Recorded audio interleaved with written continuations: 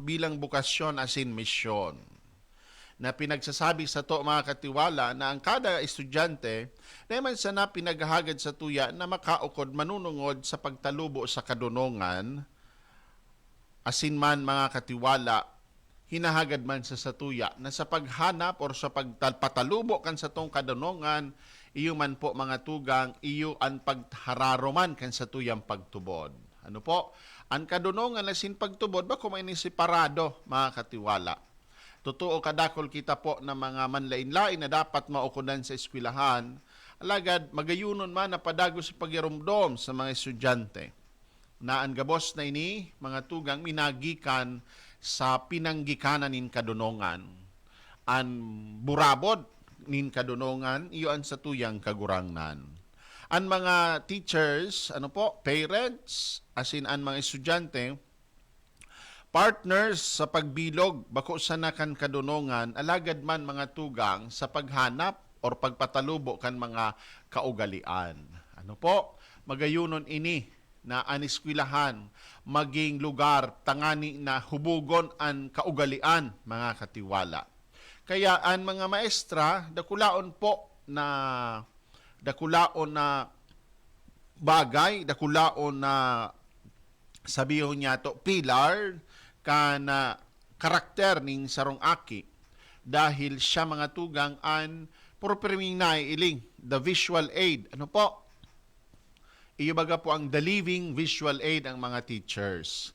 Kaya lalong-lalo na duman po sa mga nagpupuroon pa sa naadi sa mga grade sa mga preparatory grade 1 to grade 4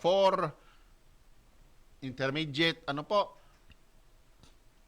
ang mga teachers, mga katiwala, iyan sa indang idol.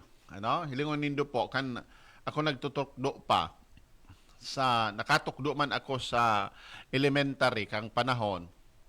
Ang mga katiwala, kadaklan, pag hinapot mo, sa kuya sa inyong obserbasyon, ano ang gusto nindong paglaki ninyo? Anong pangarap nyo paglaki ninyo?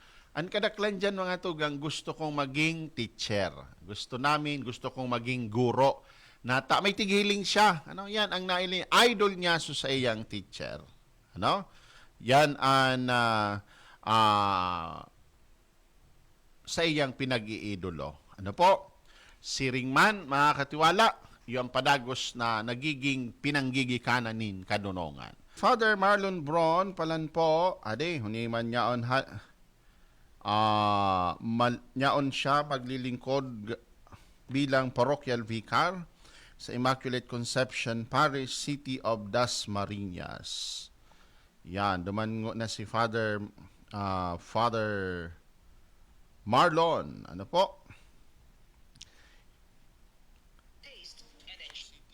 Good morning po kay Madam Linda Araw. Yan, asin man po sa gabos na nagdadangog, nagiiling si Satuya. Happy listening po kay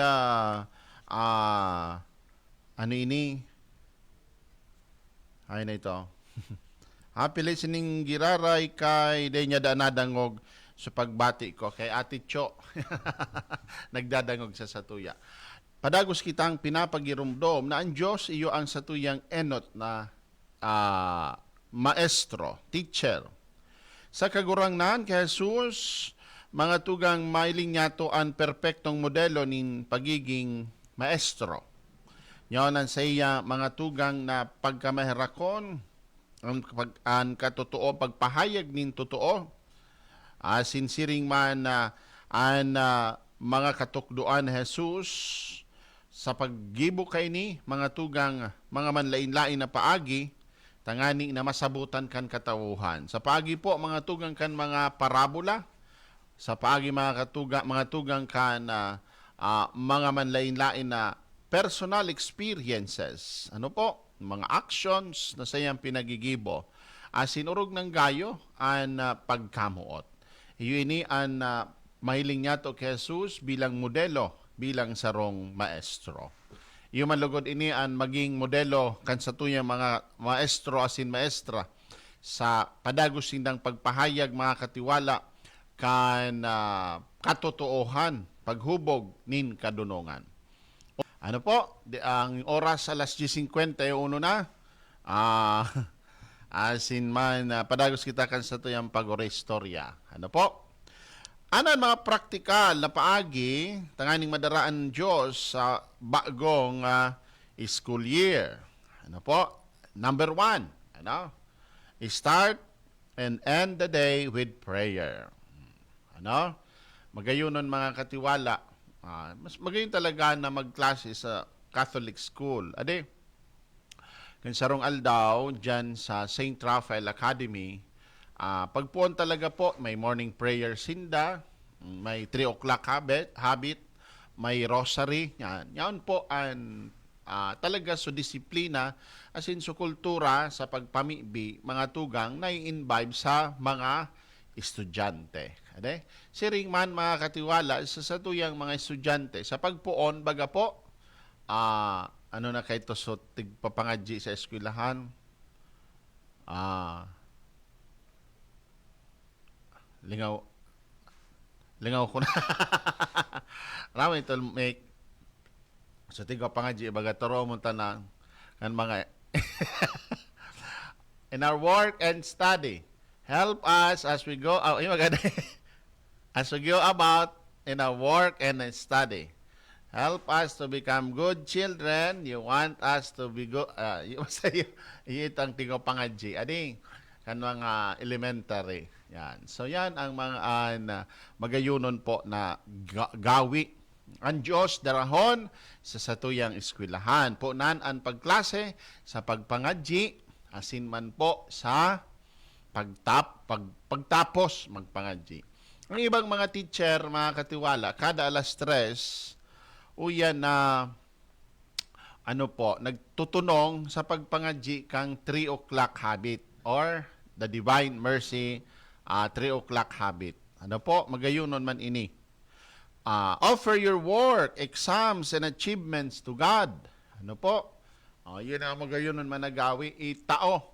Pag angabos baga po na inaagi sa pagpangadji, angabos mga tugang di pinagdudulot sa paagi nin pagpamibi, totoo po, maiwasan tang pagkakasala, lalong-lalo na sa pagkurodigo. Adi, naginibo man sa imong gabos na makakaya, ansay mo po man mga katiwala na pinaghinguwahan, idulot niya to sa kagurangnan. Tanganing mahiling mo talaga, nagwa kang naukudan.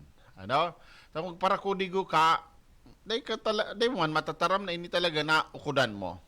Day mo talaga maaraman na ini pinaghinguwahan. Makingani nagkakaigwanin exam baga po. Adi, tanganing bagkaigwanin assessment. Asin, so maestra, ma-assess man so mga aki ko, so mga estudyante ko nakaukod.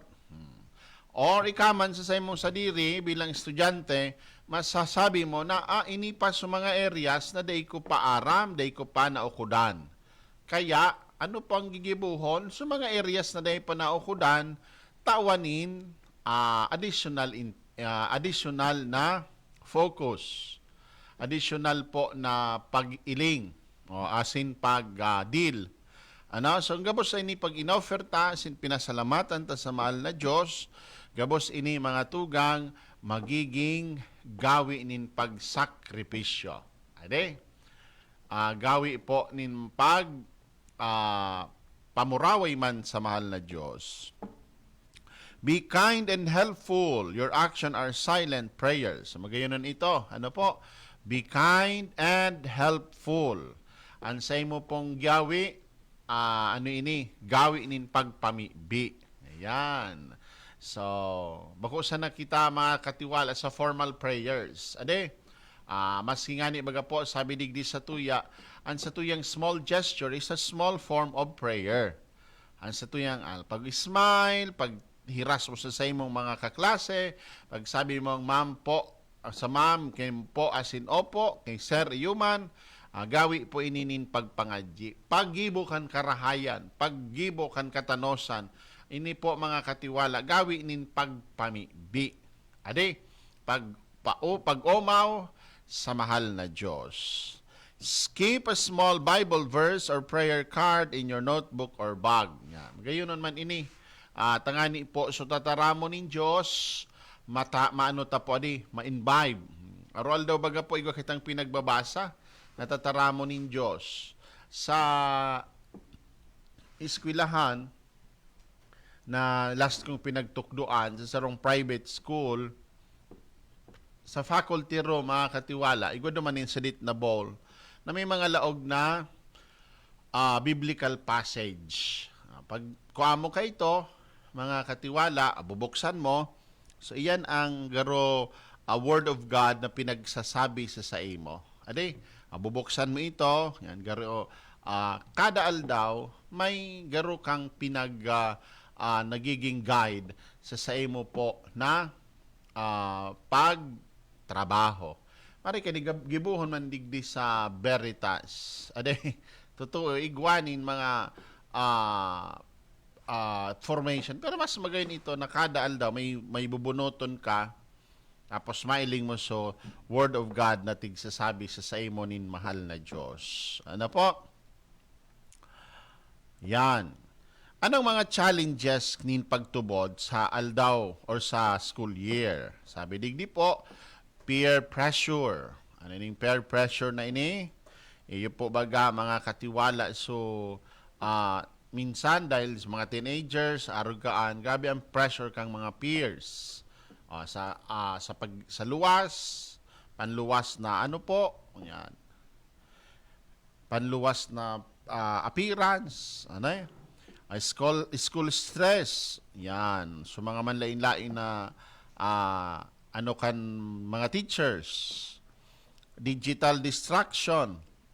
So sige na sana ang gamit kang cellphone dahil nag-aaradal, ano? So pirmi na sana nag-Facebook, nalingawan na so ginibong gibuhon, or ang iba mga katiwala nag-asa na sana sa AI. Ade, so basta may AI, gabos na yan hamana, bay nang hahanapon pa. Kaya iyan minsan mga tugang ang makamundo dahil sa AI. Kang inot, ang mga estudyante, puro perming pasirining sa library. Ade, tama research. Lagad nyo yan ang library kayo, day ng laog. Nata po, we have an overload of information. Sarong click sana, mga tugang, nyaw na ang gabos, kadakol na information. Dakulon kitang makukuha. Kaya ang mga aki, minsan, day natatao maghanap, day natatao magbasa. Minaasa na sana mga katiwala sa artificial intelligence or AI na pinagsasabi. So yan ang magayunon man na mahinguwata, mga estudyante, mga magurang, mga parents na lugod, ano po, hinguwaho na sa mga aki.